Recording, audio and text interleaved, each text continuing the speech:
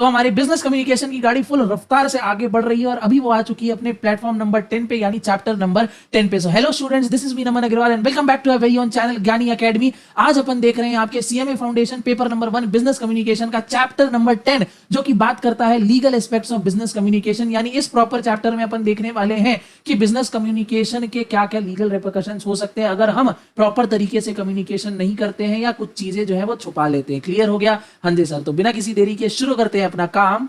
जय श्री राम। ओके, आते हैं सबसे पहले इसके इंट्रोडक्शन पे। ऑलरेडी मैंने आपको चैप्टर को इंट्रोड्यूस करवा दिया है। इसमें अपन बेसिकली पढ़ने वाले हैं कि बिजनेस कम्युनिकेशन को प्रॉपर तरीके से नहीं करने से आपके ऊपर लीगल कार्रवाई हो सकती है। वही अपन देखने वाले हैं क्या है।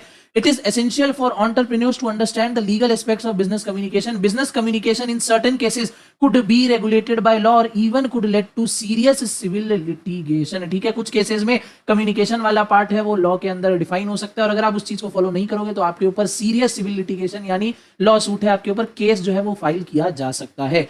Failure to abide laws and regulation could lead to serious legal actions against the individual or the organization as a whole। अगर आप लॉ का पालन नहीं करते हो तो आपके ऊपर क्या है, केस होगी। वो केस आपके इंडिविजुअल के ऊपर भी हो सकती है या company organisation as a whole के ऊपर भी हो सकती है। आगे, there are various cases where business communication is essential and its non-compliance could have a serious legal impact. Some of them are as follows। तो ऐसे बहुत सारे वेरियस केसेस हैं जहां आपको सर्टेन गाइडलाइंस दी जाती है कि आपको ये चीजें फॉलो करनी ही है, ये सारी इंफॉर्मेशन आपको पब्लिक तक, आपके कस्टमर तक पहुंचानी ही है। अगर आप नहीं पहुंचाओगे तो आपके ऊपर लीगल एक्शन लिया जाएगा। फॉर एग्जाम्पल अगर मैं बोलूं तो सिगरेट का पैकेट आपने देखा होगा, भले खुद से परचेज नहीं किया होगा पर इमेजेस वगैरह सोशल मीडिया टीवी वगैरह पे देखा होगा, उस पर साफ साफ ऊपर वार्निंग लिखी रहती है कि भैया इससे कैंसर होता है। तो हर सिगरेट मैन्युफैक्चरिंग कंपनी को ये मैंडेट है कि उनको अपने डब्बे के ऊपर ये वार्निंग देनी है। क्लियर हो गया? हाँ जी सर। साथ ही साथ अगर कुछ ईडेबल आइटम्स है जैसे चिप्स कुरकुरे वगैरह हो गया, ये सारी चीजें हो गई, तो इसमें भी आप देखेंगे तो क्या इंग्रेडिएंट्स यूज है, कब ये बना है, इसकी एक्सपायरी डेट कब है, ये सारी चीजें मैंडेट है। लीगल लॉ के हिसाब से आपको ये चीजें फॉलो करनी है।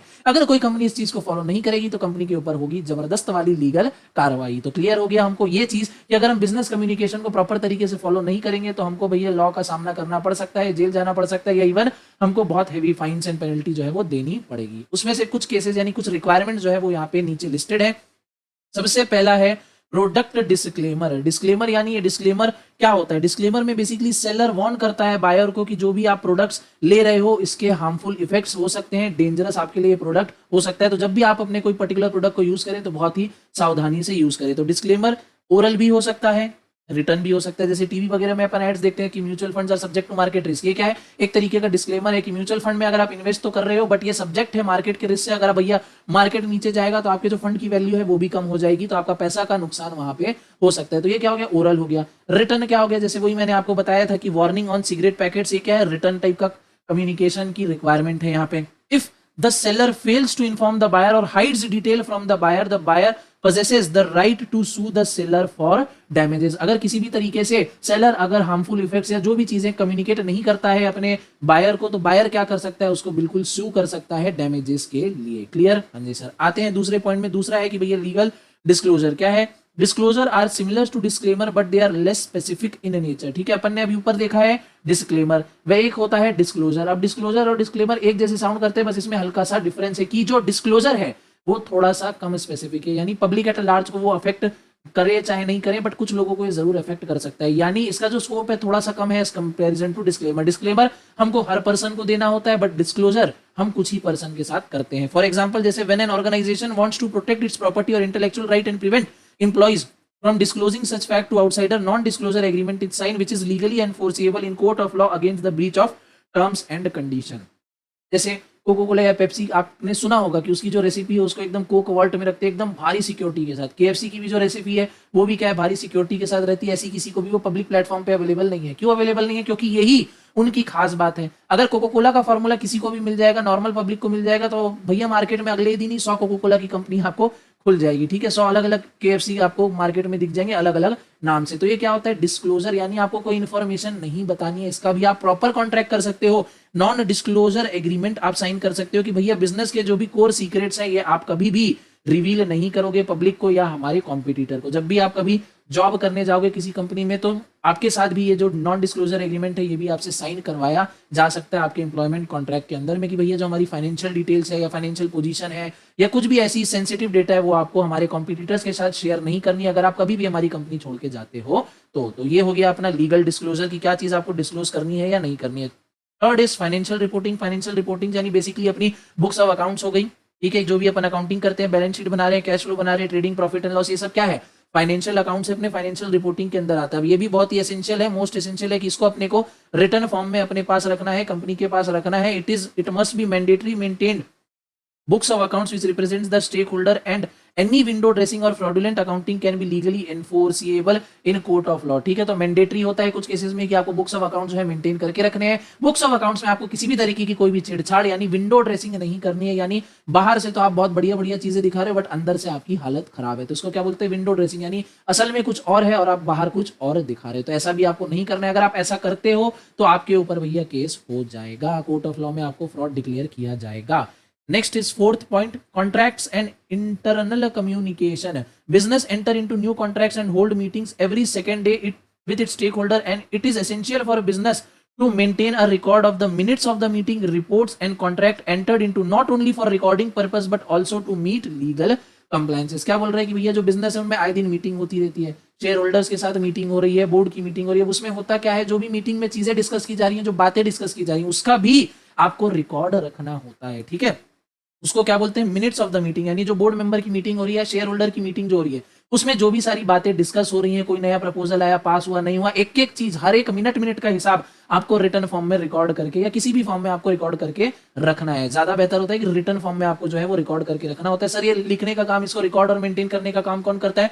कंपनीज में जनरली अगर वो बड़ी कंपनी और उनको एक कंपनी सेक्रेटरी रखना अगर मैंडेट है तो कंपनी सेक्रेटरी ही जो मिनट्स वगैरह है वो मेंटेन करके रखता है। ठीक है, उन्हीं की रिस्पॉन्सिबिलिटी होती है मेनली कि आपको मिनट्स बनाने या मेंटेन करके रखने अपने पास प्रॉपरली सेफ तरीके से। ठीक है, उसके अलावा कोई भी रिपोर्ट है, फाइनेंशियल रिपोर्ट्स वगैरह हो गई या कोई भी कॉन्ट्रैक्ट वगैरह है जो एक कंपनी दूसरी कंपनी या अपने एम्प्लॉइज वगैरह किसी के साथ भी कर रही है, अपने पार्टनर्स के साथ, तो वो भी कंपनी को प्रॉपर तरीके से मेंटेन करके रखनी, ना कि सिर्फ मेंटेनेंस पर्पस से but also to meet legal compliance. Okay, coming towards next point, that is marketing communication. Marketing communication क्या है?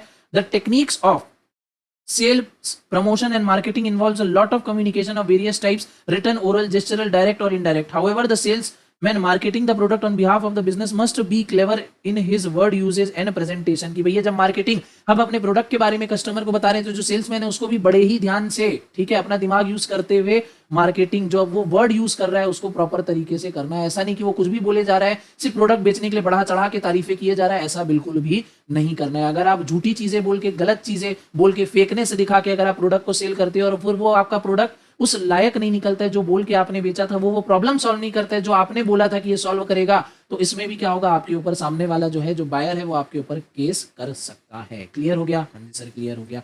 अब अपन ने देखा कि यार अगर हम प्रॉपर तरीके से काम नहीं करेंगे तो हमारे ऊपर बहुत सारी लीगल कार्रवाई हो सकती है, कोर्ट में हमारा केस चलेगा, जेल भी जानी पड़ सकती है, या हमको कुछ फाइन वगैरह भी देना पड़ सकता है, या दोनों भी देना पड़ सकता है। तो अब इस चीज को अवॉइड कैसे करें? How to prevent threats of legal aspects of business communication. अगर हमको कभी भी ऐसा काम नहीं करना है अपने जीवन में तो किन बातों का हमको ध्यान रखना पड़ेगा, आइए डिस्कस करते हैं। सबसे पहला है, it must maintain proper records, documentation, letter, contract, books of accounts and vouchers, audited और अनऑडिटेड एज केस में भी। ठीक है, तो जो भी प्रॉपर डॉक्यूमेंटेशन है, रिपोर्ट्स हैं, कॉन्ट्रैक्ट्स हैं, उसको आपको प्रॉपरली मेंटेन करके रखना है आपके पास, चाहे वो ऑडिटेड हो या अनऑडिटेड हो, एज द केस में भी। अगर आपको ऑडिट करने की, यानी उसको एक इंडिपेंडेंट आदमी से चेक करवाना, ऑडिट यानी चेक करवाने की अगर जरूरत नहीं है तो भी कोई बात नहीं, आपको डॉक्यूमेंट जो है मेंटेन करके रखने। अगर आपको आपके बुक्स ऑफ अकाउंट्स ऑडिट करवाने की जरूरत है तो आपको उसको ऑडिट करवाना पड़ेगा और अपने पास मेंटेन करके रखना पड़ेगा। Next is avoid copying copyrighted documents and documents prohibited from copy, photo copying और कॉपिंग इन एनी फॉर्म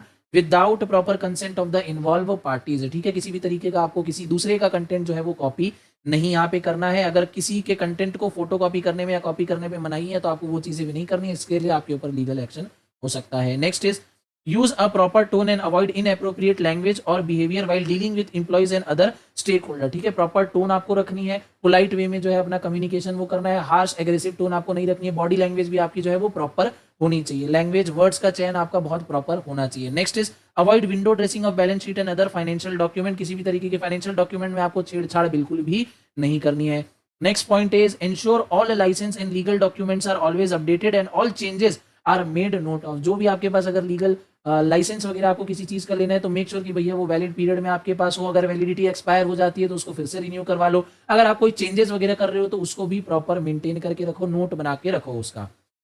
अगला point, keep confidential documents sealed and at a safe place where it can be only accessed by authorized personnel to avoid fraudulent behavior and misplacing documents. ठीक है, जो भी confidential documents है आपके company के कोई secret है तो उसको प्रॉपर सील करके रखो एक सेफ प्लेस में, जहां पे सिर्फ और सिर्फ जो ऑथराइज पर्सन है वही उसको एक्सेस कर पाए. इससे क्या होगा, अगर कोई अनऑथराइज पर्सन एक्सेस करेगा तो आपके जो इन्फॉर्मेशन है, जो सीक्रेट इन्फॉर्मेशन है, जो डेटा वगैरह है उसका लीक होने का चांसेस है. डॉक्यूमेंट इधर उधर मिसमैनेज हो सकता है, मिसप्लेस आपका डॉक्यूमेंट हो सकता है, जिससे आपको बाद में जाके दिक्कत आ सकती है.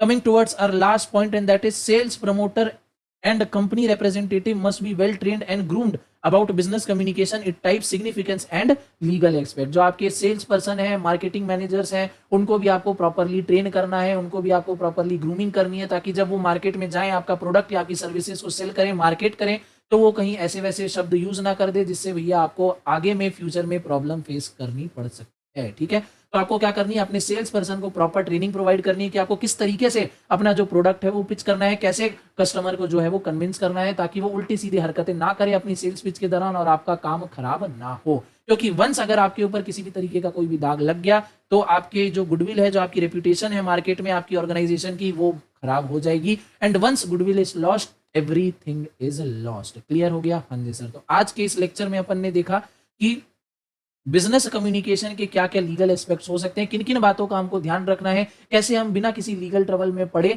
अपना काम कर सकते हैं, ऑर्गेनाइजेशन को स्मूथली रन कर सकते हैं. तो विद दिस आज की क्लास को मैं यहीं पे करता हूं खत्म. आपसे मिलूंगा एक नेक्स्ट लेक्चर में एक और नए टॉपिक के साथ.